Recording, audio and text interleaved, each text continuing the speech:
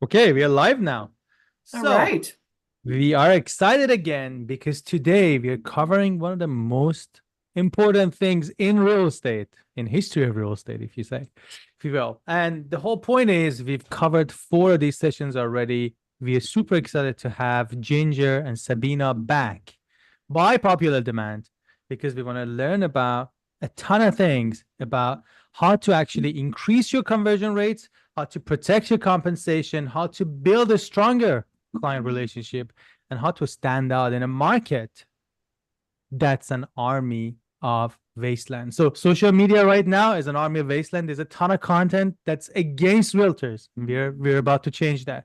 We're about to educate our clients, educate the public, and tell why realtors are so essential to this whole ecosystem, why it's important to work with a professional, and why we're boosting the transaction in so many ways and why we're so important. So again, we're gonna be talking about a lot of great things. And thank you so much for coming back to the show, Sabina and Ginger. I will let you take the floor, Sabina.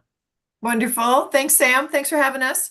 We are, as always, excited to be here. Can't believe it's number 5 already. Can you believe we started this 5 months ago? It's crazy. So everybody knows that this is in our series called Navigating Change, because obviously there's nothing but these days. So we know that there's loads and loads of questions. We've covered many, many different individual pieces of this puzzle over the last 5 months. And we really recommend that if you have questions, go back and watch the previous ones. There's lots of stuff that we're getting the same questions that we've covered in previous sessions. So recommend everybody do that. But today we're specifically going to be talking about seller concessions and compensation. And Ginger's an absolute pro on that. So I'm going to introduce her in 2 seconds. Before I do that, I'll just tell you 2 seconds about the team here. So my name is Sabina, and I'm the founder and CEO at Hivology. We are an accelerated learning platform, 100% designed for real estate agents to help you accelerate your business. We've got a really fun new all access pass that we are launching in a week that we're going to send you some information on and give every single person that's on this call is going to get 1 month completely free. So we'll make sure that all of you get that in your email following up from this. So you'll get that in a day or two. So in the meantime, I really wanted you also to know that if you go to the link that all your bonuses are sitting in, so it's gohive.info/roomvu. And Sam, if somebody at your end could drop that into the chat for everybody, that would be phenomenal. But what you're going to find in there is a resource for today. We'd love you to download or at least open up the tool that's called the Complete Guide to Seller Concessions. This is a really fundamentally valuable little tool that you're going to love. We're going to walk through seller concessions today, but this is something that you can use to go walk along with us, or you can just go get it after. But I want you to know it's at that link. So that's where you want to go look. There's also a bunch of other goodies that you're going to get in your bonuses. So either way, you're going to want that link to go get that. That's So perfect. next And up, we're going to, today I'm just oh, gonna sorry, tell Sam.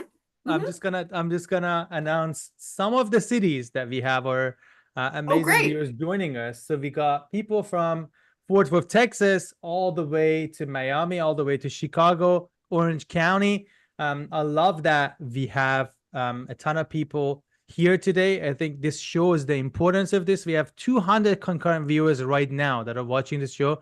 It's amazing to have so many educators and so many people interested in this topic because this is the hottest topic in industry. We're not here to sell you anything. We're actually here to educate you and help you move the needle. Most of the classes that you're going to get is like change your brokerage, change your system, change this, change that. No, we're actually here about education. Yes, you can go to Hivology, get a ton of education, get a ton of things that Sabina and the team have provided. Yes, you can come to roomvu, do your social media, and we are here to help you with social media, stand out from the crowd. But what we are on about today is just learning. And I think that's the biggest thing that and the biggest reason this series made it to series 5, because the part 5 is also focused on adding value to you guys, and in turn you guys adding value to your clients. Yeah, absolutely. Thanks, Sam. And I'll segue by asking everyone to please put your questions in the chat. We want this to be as interactive as you want it to be. So you've got the three of us. Please take advantage. Ginger is a wealth of knowledge, so I highly recommend that you put whatever questions you've got in the chat. And Sam is wonderful at keeping track of those and dropping in the ones that are sort of the most relevant, but we'll do our best to get as many as we can. So having said that, two quick things. I'm simply going to say, I'm going to give you our sort of usual disclaimer simply because things are still changing. As you know, we do have the August 17th date that was now firm, but I have a feeling there still might be a few shoes dropping, knowing that there's still more lawsuits and other fun things coming. But we do know what we know so far, so that's what we're going to focus on. But remember, please, this is not legal advice, and you absolutely have to make sure that everything you do is vetted through your broker or vetted through your association or both, or your legal advisor, but somebody at your end needs to make sure that what you're doing and what you're saying works in your state, please. So Ginger, thanks for joining us. As Sam said, always backed by popular demand. Ginger is an active broker and a very, very experienced and popular instructor. We couldn't be more lucky to have her spend so much time with us and to donate so much of her time to this cause. Ginger's been wonderful. She alone has completed many, many millions of dollars in real estate transactions, has lived this for years because she is primarily a commercial agent. And in commercial, you've had to do all of this negotiating all along. So this is nothing new for you. So your experience has been absolutely wonderful. So I thought if it's okay with you guys, we'll start with asking Ginger kind of a simple question about what's happening in the market these days. You know, today we're going to cover reasons to offer concessions, ways sellers can offer concessions, how to talk to your sellers, and then finally, how to ascertain if the sellers are offering concessions at all. So these are the 4 topics we're doing today.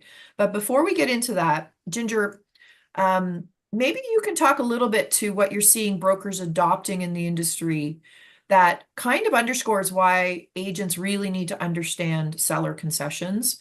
We've heard a lot from the brokers in the last week or so, finally, about what they're telling their agents they need to do. So what do you see happening out there? Well, currently we're already seeing EXP say, I'm not going to have a separate agreement between brokerages. It's the commission compensation is going to come straight from the seller. The actual EXP will not be offering that. So I think you're going to see more and more of that. And in my state, hello, Dallas, Fort Worth, I hope I know you. So heads up, in my state, there is an actual form that allows us to ask the seller to pay the compensation and not the other broker. And it becomes part of the contract. It is an addendum that becomes part of the contract. Now, you are going to have to check with your state and your broker. Have they drafted anything like that? So every time I say, ask your broker, let's go with Matthew's deal, you can take a drink, you can take a shot, because we're probably going to say that 100 times today. So once again, you need to be listening, because if other brokerages are not going to secure that document that says to you, they will pay you that compensation, it now becomes your offer. What is your offer, and will the seller compensate you or offer concessions to compensate you? So that's kind of the wild, wild west. Do y'all agree? Yeah, and we're seeing a lot of that happening out, not just with EXP, but with plenty of others who are adopting exactly the same principle. And the truth is, they're very likely to all go that route, or many of them go that route, simply because it's the most legally safe version based on what's happening. So everyone, I think, can probably expect that there'll be some version of that. Why don't we start, if you wouldn't mind, let's talk about the reasons to offer concessions. I think everybody probably has some of the more obvious ones, but you know, in the guide, we came up with 13 different reasons that they can review on their own, but let's talk about perhaps some of the key ones and go a little bit deeper. What do you think are some of the most compelling reasons for sellers to offer concessions? And listen, guys, you're going to have to be careful not to use any antitrust language, such as, if you don't offer any kind of compensation, no one will come see your house. That is antitrust. But what you could say, and you should say, is you are going to broaden your buyer pool. If you are offering compensation, a larger number of buyers are going to be able to buy your home. And what you should say to these sellers is, the way this is going to work is every agent will put everything that meets their criteria on a spreadsheet, and there will be a box that says compensation offered, compensation not offered. And then that actual buyer will filter out what they want to see and not see. And here's what I say to people, and I was teaching this morning. I am a roll the dice person.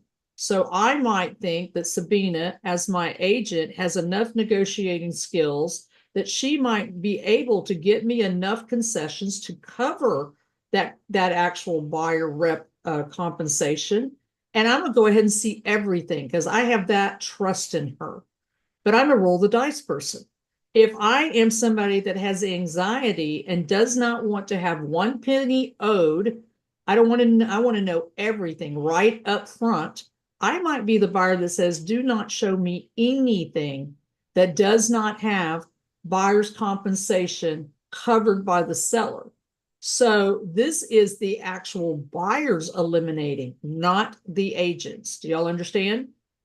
So your house may get eliminated only because they don't have the funds and they don't want to play, what is it, chicken with you, just to see if you're going to offer it. They may not want to do that. Does everybody agree? I think that's an excellent point of like throughout the years, we've had like discount brokerages.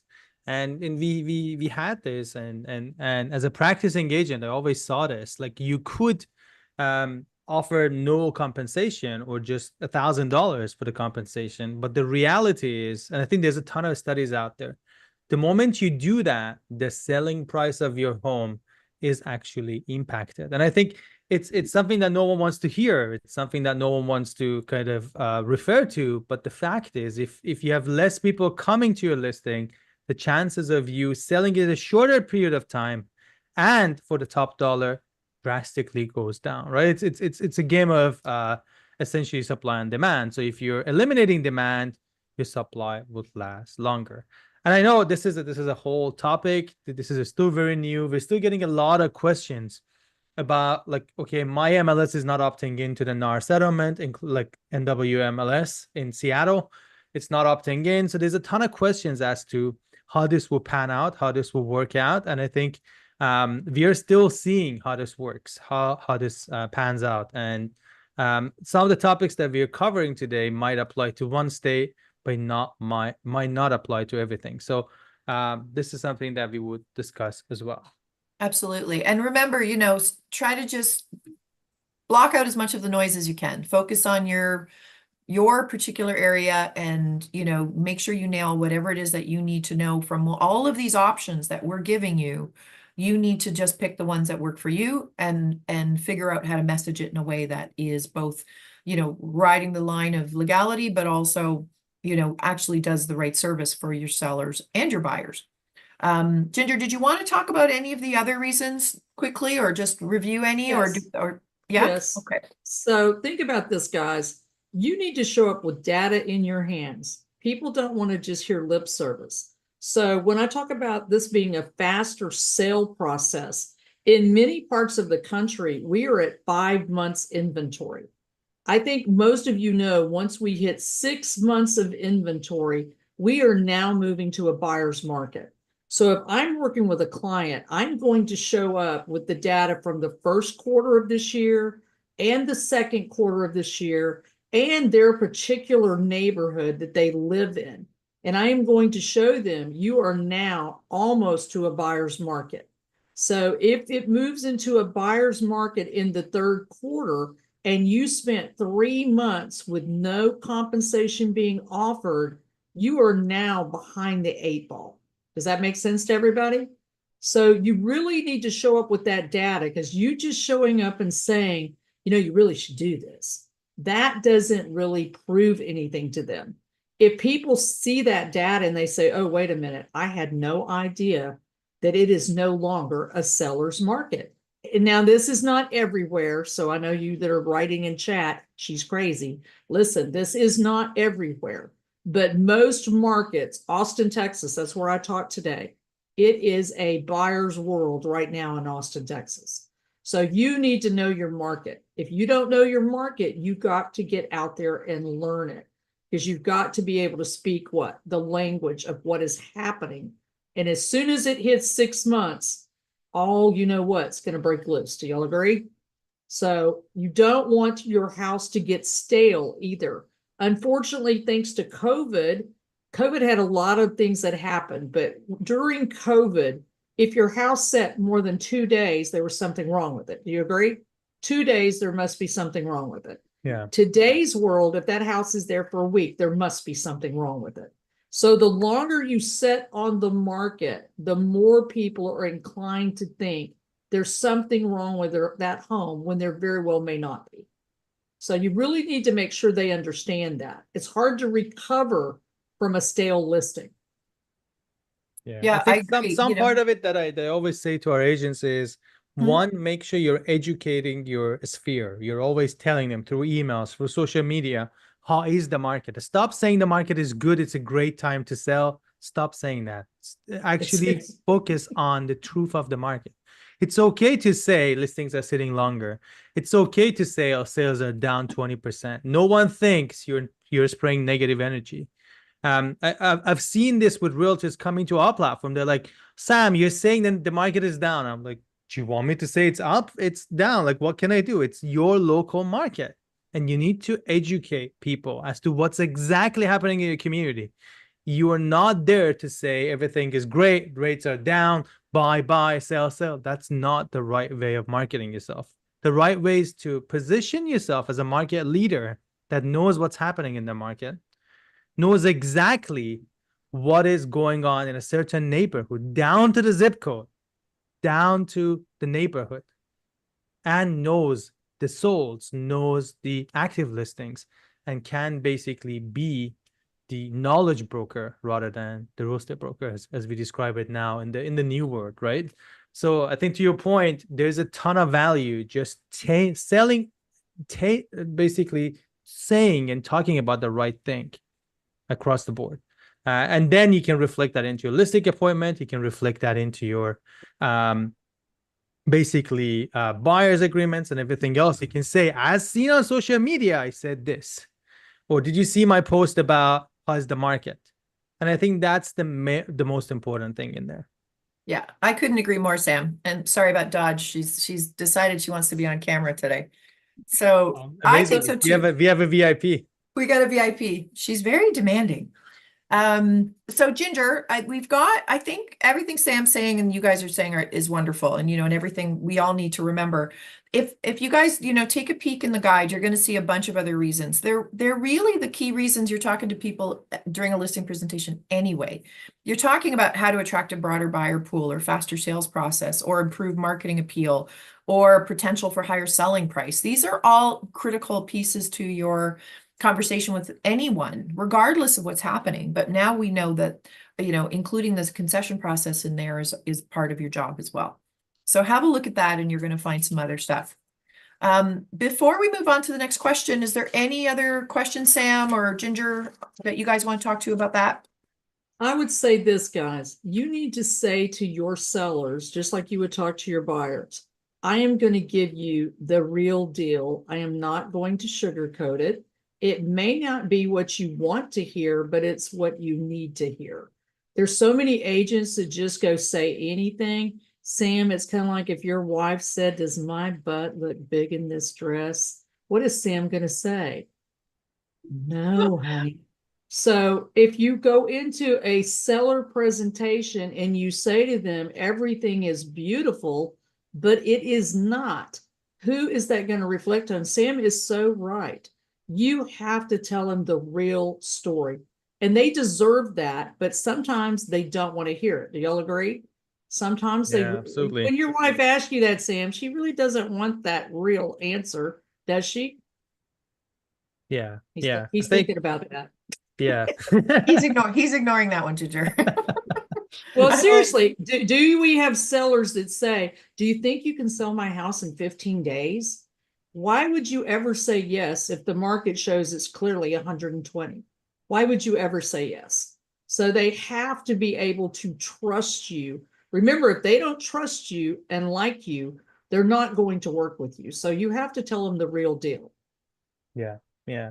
And I think we are getting a lot of questions again and again about concessions and comp. And I know today we are not going detailed into that, but I think just sharing some of the key things that you have shared in the past, Ginger, would really help our audience, knowing like the key factors for concessions or key factors for comp, just like maybe 3 to 4 minutes, because these are the hottest topics. And I know we've covered in the past webinars, but our audience is here and they want to hear it one more time. So that'll be amazing. And I know this is off topic, but we would love that. Well, I don't think it is though. Are you talking, Sam, about how to offer concessions? Is that what you mean? Yeah, I Like how think to build your yeah, comp in because we've there? covered it in the past, but Sure.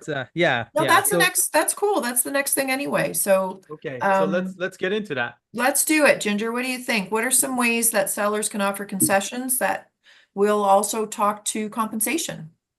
So think about this, guys. They can offer us closing cost. They could offer 1 year of insurance payments. You know, That's an we have to come interesting up one. with 1 year. They could also offer to pay maybe the escrow funds. You know, they have to come out of pocket for escrow funds. So maybe they offer that. Not every seller, remember, the lender repairs are not the seller's job. A lot of people think lender repairs fall on the seller. They do not in my state. It is negotiable. Maybe the seller says, I will pick up those repairs because I realize you don't have the funds. So there's a million different things we can do in there. Now, keep in mind, you are going to have to check with lenders until all of that is settled, because there's probably a percentage you have to stay within. But just think about all the different things you can do. Could we actually increase the price of the home to cover it? Only if it'll appraise.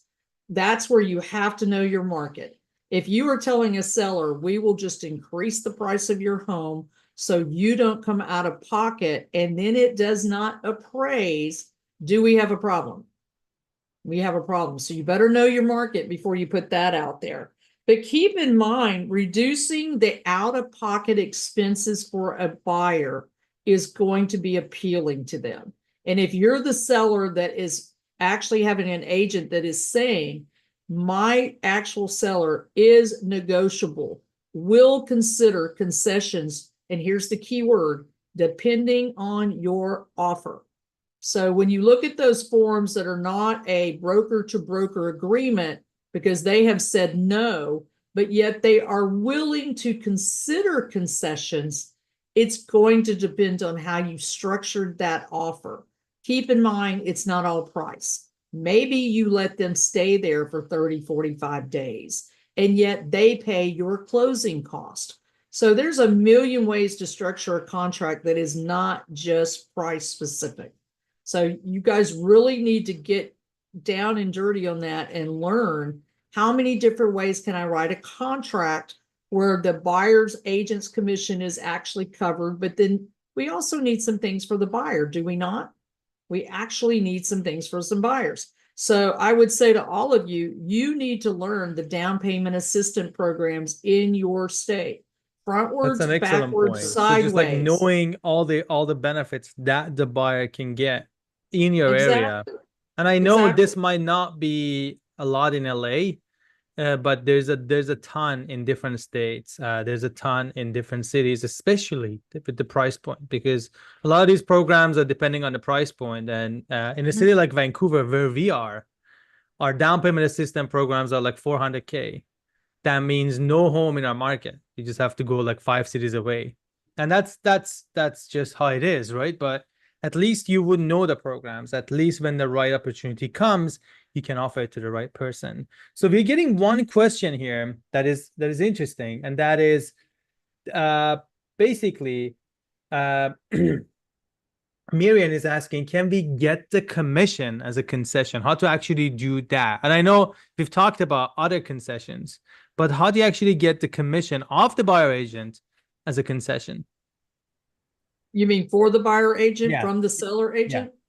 Okay, well, now you're gonna have to check with your brokers, take a shot, and also your state law. But there is a way that the buyer and the buyer's attorney, you're gonna have to check each of your state laws, but they can make the contract contingent upon the seller meeting your contractual agreement with the buyer. You cannot write that as an agent, but the buyer and the buyer's attorney can write that into the contract. And this offer is contingent upon that contractual agreement being met by the seller. This is an interesting one. So you cannot add that into your You addendum. you as an agent cannot write that. Only the buyer and the buyer's actual attorney. Now, in my state, the buyer can direct me by email to write that phrase. They can send me an email and say, Ginger, I would like you to put this in special provisions, and here's what I want it to say. And you better laminate that email and put it on 5 hard drives, because you never want to be accused of what? Doing that without their direction. Does that make sense? That makes But sense. once again, everybody's going to have to check with your broker and your state laws. I would think it would be the same everywhere, but I don't teach in every state, so I don't want to make a mistake here. Okay. Yeah, that's a great point. Did that answer the question, do you think, Sam, or any more detail? Yeah, no, I think I learned something new. Like I thought I could Cool. just write that as an extra term, or as an extra, like a subject that you would put in the contract and Sam? say the seller has to pay me as a buyer agent. But it looks like this creates another tier and complexity, and you need to actually. There's definitely some complexity added. Yeah, for sure. yeah, and I Remember- see that. I see that with our audience. So Miriam is asking that and saying thank you for that. A lot of our realtors, Amy is saying the special provisions is really helpful. So that's really good. I think that was a really good point that you made. So what you're suggesting in most cases is to negotiate your buyer agent fees with the buyer, but instead tell them I negotiated the concessions for you, so your closing costs are paid for, or the seller is giving you 1 year free insurance, or this and that, and this is the value of these things that I negotiated for you. Now please pay me this much, or pay me this much through this agreement that we already have. Don't, please, you have to abide by this because we already signed this before. But yeah, I think that's a great lesson in there. Ginger, can I ask you something then? It sounds to me like what an agent in their own community should be doing, along with their broker, is creating sort of a list of seller concession side, direct from the seller, and then the ones that are benefiting the buyer so that the buyer can compensate them directly. Would that be a fair sort of conclusion to all of this? Yes. Yeah, so 'Cause you're think creating a about it. list for each. Right. And I'm sure Sabine is going to get that done. Look at me putting that on her. We're pretty darn close with this guide. We just got to, I think what we should do is maybe we'll tweak it a little bit to just be a little more specific, to be, I guess, more prescriptive, to help everybody understand, let's say, the seller pays for the home inspection or the appraisal, and that saves the buyer $1,000, and that $1,000 goes to the agent, just as an example. Those are the sorts of equations that we could put together as concepts. It's really already in here. It's just not quite, linked that much. So when you guys go into this guide, I think you're going to get it based on the conversation we're having today. But perhaps we can do that a little bit more closely for everybody. Yeah. So I think we're getting two more questions here, which keeps being repeated. The first one is, which is a big topic, hard topic. How do I bring up the point of, hey, you need to compensate me as a buyer agent, rather than I'm free, use me for your transaction to your friends and family. Gracious. Do not ever say you're free, or you're going to be wearing orange, and you might not look good in orange, because that is an antitrust violation. And people have said it for years. This does not cost you a thing. The seller pays me. That was never true, guys, because who paid for the house? The buyer paid for the house. Just that commission came out of the seller side on the HUD. Please do not say that moving the forward. buyer was the only person writing a check in that whole transaction. Yeah, who paid the seller? The buyer paid the seller, right? So never use that I am free, because you are not free at all. Never were. Okay. So what I would say to to buyers is this: I am going to do my very best through concessions. Could be a buy down on your loan, which lowers your actual payment. Could be they're doing the closing cost. It could be they're covering your lender repairs. Could be they're buying your insurance policy and setting up your escrow funds. There's a million things we could be doing, but I'm going to do my level best to make sure your out-of-pocket expenses are as low as possible. I am going to check with 3 lenders to see who has the best loan programs for you. 3 title companies, who has the best title fees. Now, there's some title fees that are not negotiable, but there are other fees in that title policy that are negotiable. So my job as your agent is to keep your out-of-pocket expenses as low as possible and get you to the finish line with as little anxiety as possible. So, if you just tell them, what is it you actually do? And one more thing I want to say for all the people that are freaking out because the seller has said they're not paying any compensation. Well, let me just say this. The longer their house sits on the market, the more agreeable they're going to become. And I always look at a no as the first step to a yes. Just because you told me no once doesn't mean you're not going to tell me yes 3 weeks from now. Right. Well, you also have now a list of 13 different reasons why, how to talk to a seller, which we're going to talk about in a minute. But while we're on the buyer side for a moment, so the buyer agent side, Ginger, Sam mentioned earlier too, a lot of people are asking about how to have the conversation and, when you need to get your buyer agreement signed. I saw something this week that somebody said that they turned away like 8 people from their open house because they refused to sign a buyer agreement. And people are really struggling with when they should be asking for something to be signed in the first place. I think on the buyer agent side, and that also, of course, is part of this conversation. So, not just what to say to them, but when. So I don't think know that's an excellent question. Like, is it at the open house when they come and see you at the open house when you're hosting the open house? You're like, no, you can't enter the home.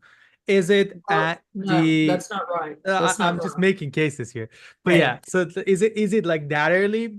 Is it afterwards where you've talked to them a little bit and say, well, I know this home might not be the right fit for you, but I can find you similar homes in the area, and I can do that. Is it after you've gone to the first showing with them? Is it before? And I think that's the most complicated question that everyone will have their own style, right? So everyone will figure it out as to what works best for them.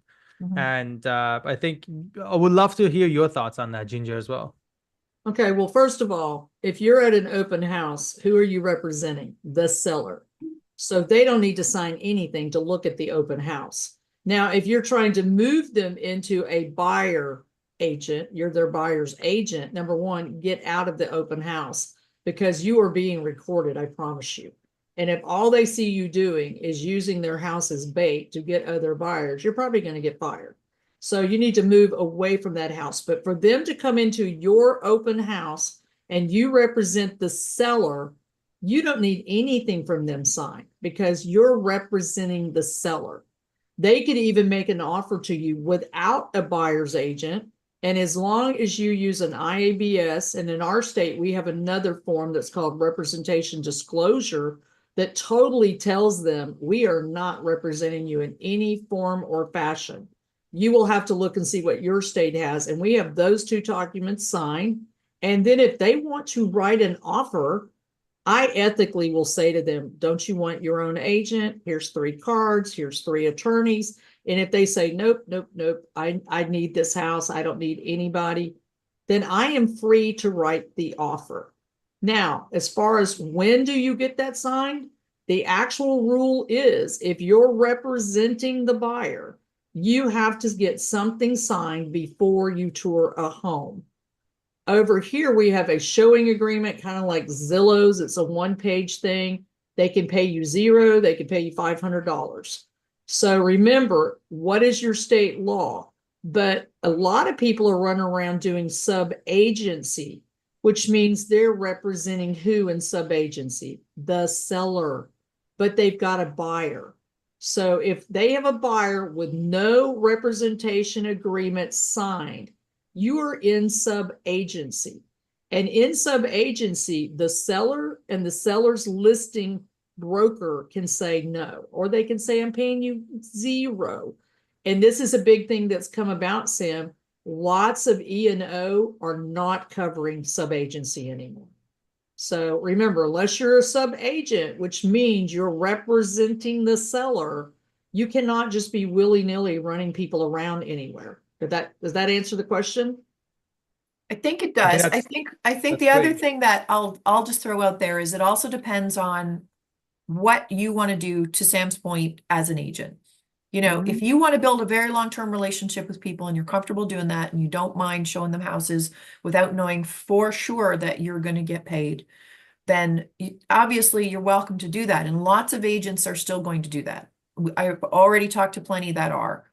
Others are creating a very strong buyer's agent presentation. They're showing them their value prop. They're showing them all the things that they do. And then they're asking them for everything from a 1 day to a longer relationship in the agreement that they ask them to sign to make sure that they're compensated in some form or another. And then now we've got this conversation of how that can be done from the seller's concession perspective. So I hopefully all of that together, and everybody take a shot talking to your broker, will help you understand what it is that you can do locally. Sam, did we answer those questions? So we are getting another question here. What is a sub agent? I don't understand. I don't know if this was the whole question about sub agent and Okay, agent. I think that would be. A sub-agent is a person that has no written agreement with anyone. They don't have a written agreement with the seller. They don't have a written agreement with the buyer. So they are dragging a buyer around that is unrepresented. When you are dragging around an unrepresented buyer, you are now the sub-agent of the listing broker if they allow it. So Ooh, I did interesting. 138 brokers the other day, and about 50% of them said absolutely no sub-agency. The other 50% said they would take a sub-agency. All I can tell all of you on this call is you need to talk to your broker, take a drink, and then you also need to look at your state law, because many times you're getting paid zero for sub-agency. So why would you do that? Now, you also have to understand the seller has to agree. So let me just say, if I was a seller's agent today, I would describe it to them like this. And because that is in your listing agreements, if they will take sub-agency, I would say to the seller, this agent knows nothing about you. They have not been in this home. They know nothing about the home. They know nothing about what you told me about the seller's disclosure, but they are going to represent you with somebody that doesn't want to sign a buyer's rep. Could you be liable for things they say? What do you think, Sam? That's a great point. Absolutely. The broker and the seller could be liable for something that this sub-agent said. So that's why many people are like, no sub-agency.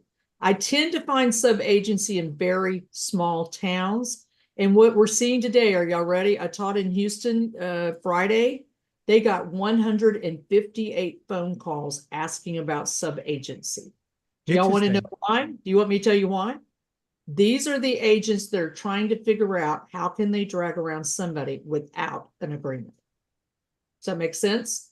Interesting. That's very interesting topic. Ginger, And I'm guessing this is Sam. This is probably one of those topics that I bet you most people know nothing about. So yeah, when I saw the term sub agency in the comments, I'm like, broker, sub broker. I'm thinking like entirely different thing. And then this topic came up. So I think that's a really great point. And I don't think everyone knows this, and this looks very confusing, guys. We are all on the same boat with you.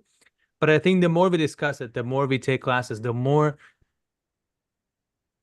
we educate, the better we are equipped. And I think just like how COVID happened and everyone was scared as to what would happen to us, what would be the near future, and how would we even sell homes, we did a lot better afterwards. And I think this will be the same change. You will have some of the part-time realtors churning away because they don't get buyer leads anymore. Some of the soccer moms of the industry, as they call it, long time, they would leave this industry. But the agents that are staying consistent, the agents that know what they're doing and they're organized, they would even do more business, because all the part-time agents will go away. There is no more, my cousin is going to list this house, because that cousin will only do one deal a year and he cannot keep that license anymore. So I think this industry will overall get better. We're going to see more professionals. We're going to see producing agents that keep their licenses.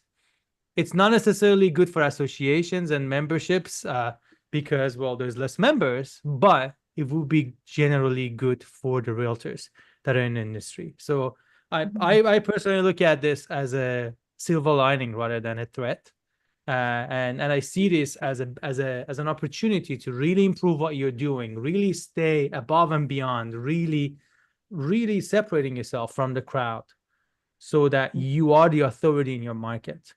And the only way you can do this is to, one, do a top-notch marketing. So use anyone for your social media, any company, including ours, for your social media to make sure you're posting relevant content. Two, make sure you're educating yourself. So go to Highvology, learn a ton from them, and make sure that you're staying ahead of the curve. And I think Sam, you've totally nailed it. I think the other thing to remember, everybody, is this is, again, you have to know your value proposition. This is where you're going to show that you understand all of this, that you have the knowledge. And the truth is, it seems daunting for sure, but there's so many ways that everyone can still be compensated. It's definitely gotten a little bit more complicated. There's no question about that. But we know that there's ways to get around this. Just this session alone can help everybody in a myriad of ways make sure that they're compensated and do it legally. Ginger is wonderful at this. So, Ginger, maybe I can ask you a quick question. How does on the buyer side, how do agents even figure out if sellers are offering concessions? Okay, before we get into that though, yeah, check your occupation code in your state and your state laws about sub-agency, because some states it's used all the time, other states it is not. So I want y'all to make sure you go check your own state, okay? Now, as far as how do we know that we're getting compensated, oh man, this is going to be the wild, wild west. They're going to have websites, master websites, maybe even the agent has it on their website. They are going to do sign writers. They are going to have it on social media, maybe even roomvu. They are putting little pretty things on the super key. I don't know what y'all call your keys everywhere, but they're having like a little dongle hanging on the super key when you get there that says, will consider concessions or will pay agent. Because remember, you have two options. You can put that seller will consider concessions in my state depending on offer, or it says, yes, they're automatically paying a buyer's agent. So it could go either way. And I'm sure it's probably pretty close to that in most of the states. So you can do a blast email to all the brokers, but you're going to have to pick up phones, email, text, and depending on your state, you may have to have a broker to broker agreement or broker to owner agreement to confirm you're getting paid. That will be state by state, or you can do what I was telling you, where we have a form where we make that addendum part of the contract and the commission is in there after the offer is made. So once again, it's going to depend state by state how they're letting you do that. But I'm going to tell all of you, just coming in and saying, oh, I answer my phone 7 days a week and I answer my emails and I know how to negotiate, that is not enough. That's not enough to capture people moving forward. So you're going to have to show them your value. And Sabine and I have put together a class. I know y'all are tired of hearing show your value proposition, but nobody tells you how to do that. How many of you think they don't tell you how to do that? I don't think anyone does that. And I think that's the biggest challenge. Well, that's what we're going to be doing. We're going to show you how to build your value proposition. So you actually know, everybody knows show my value, but how do I show my value? So we're working on a class for y'all that is going to show you how to build your value proposition. Yeah, and how to do each of these steps of this new world. So we'll let you guys know about it, and Sam will be telling everybody about it too. We're gonna really try to support you guys. But that are interesting topics. Interesting. Sam, can I interrupt you for 2 seconds? I just want to ask one quick thing to that last question for Ginger, please. Ginger, I saw somewhere that somebody was fined because they didn't say that there was seller compensation the right way. So if you're be doing any careful. sneaky, Yeah, it's just that's the only thing I wanted to add, Sam. So forgive me for interrupting, but that's an important one. it's kind of huge. Yeah. So somebody had posted something that they put a note out that they would, and they used very, I mean, obviously inappropriate language, but they said that they would co-op on commission, and they were immediately fined by their firm. So again, please go talk to your broker, find out how you are allowed to say these things before you do anything, please. So I mean, you would think co-op is not that bad of a word, but it's, yeah. Co-op on commission apparently is what they said, and it was funny because it went viral instantly. That like the actual post But that I they see put up, like, CRMLS is everywhere. going really big with fines, like immediate fines, right? And even like 2,500 fines, like right off the bat. Yeah, this one was So, $500 apparently, like right Yeah. away. and So some just of be them are careful, five- everyone, please. some of them are 5,000.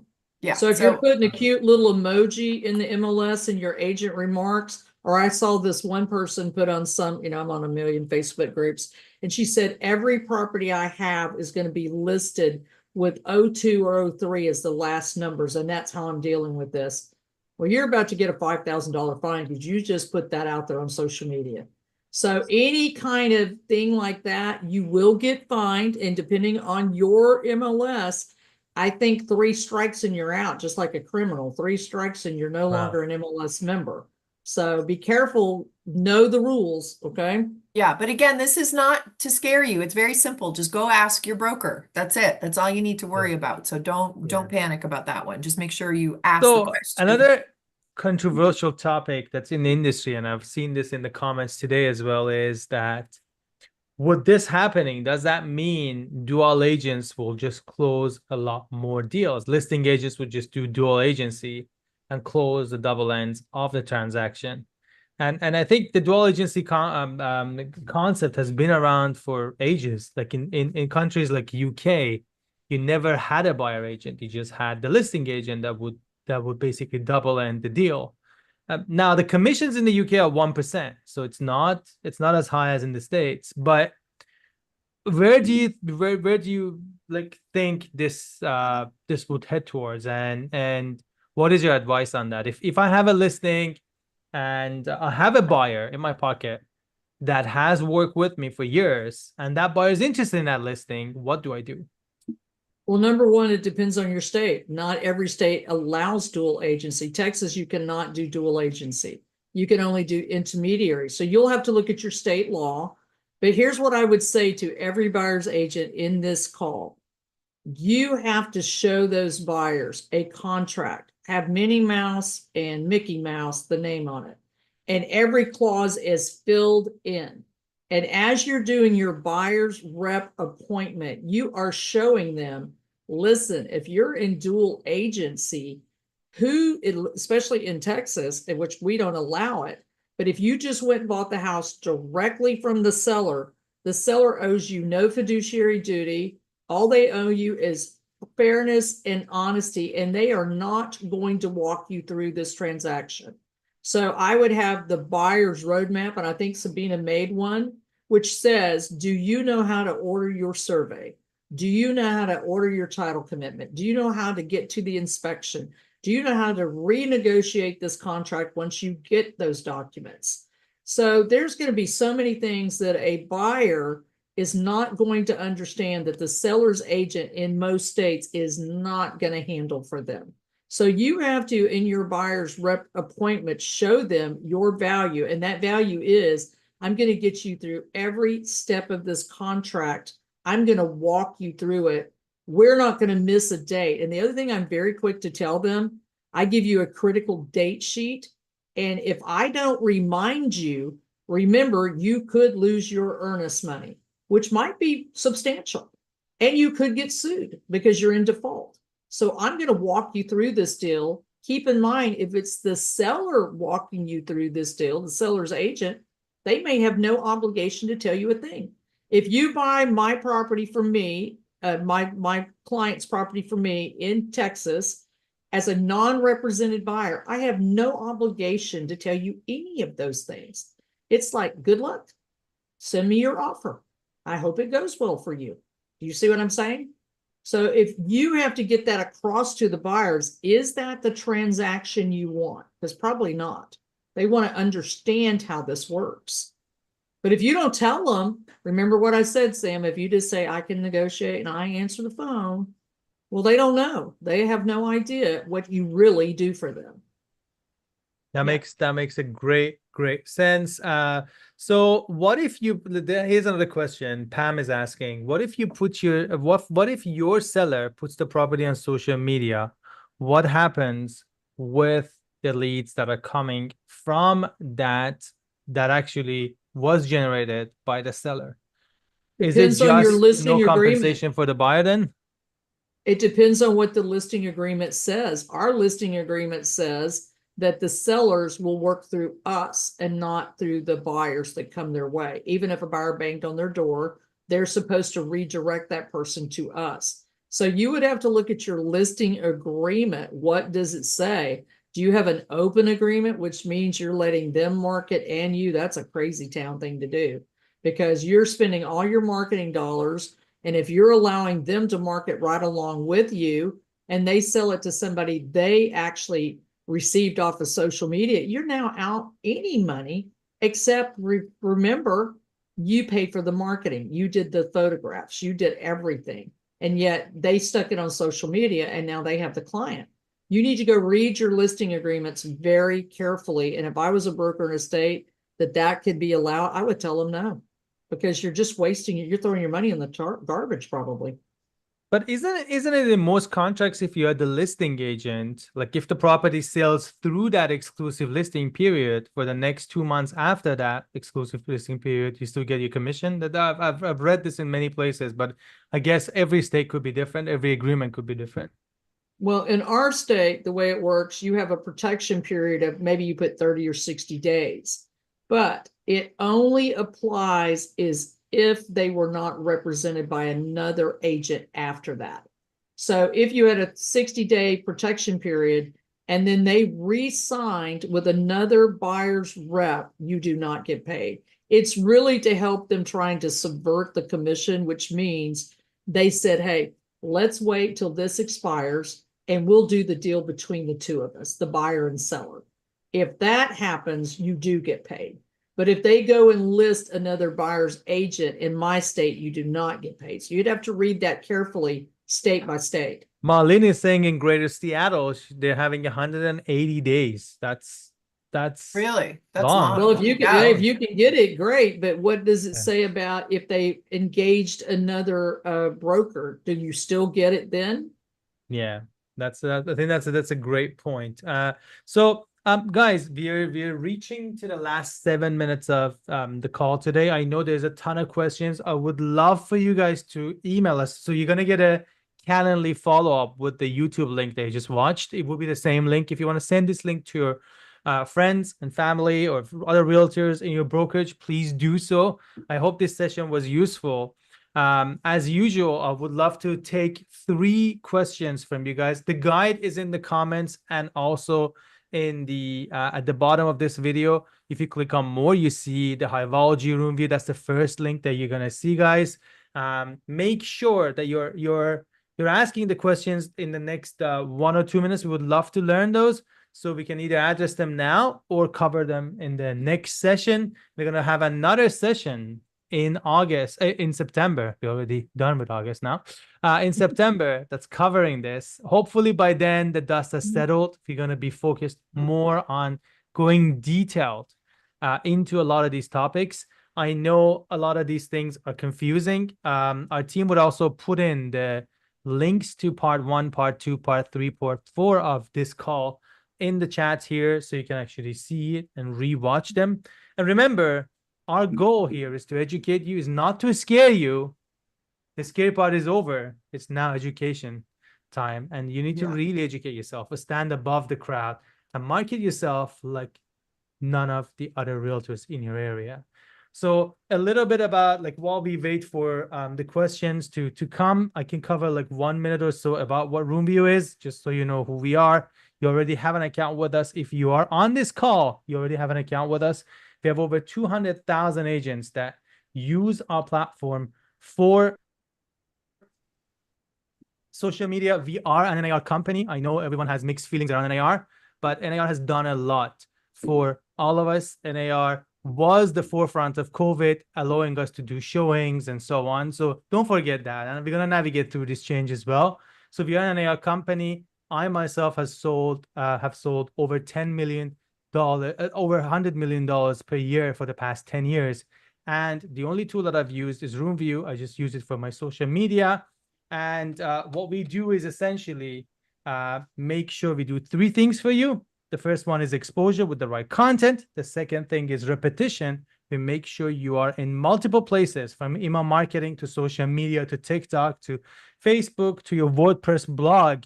And then the last one is we run advertisements for you. We help you target people in your community. So if you're looking for sellers in a specific area, you can actually use a tool to target more sellers.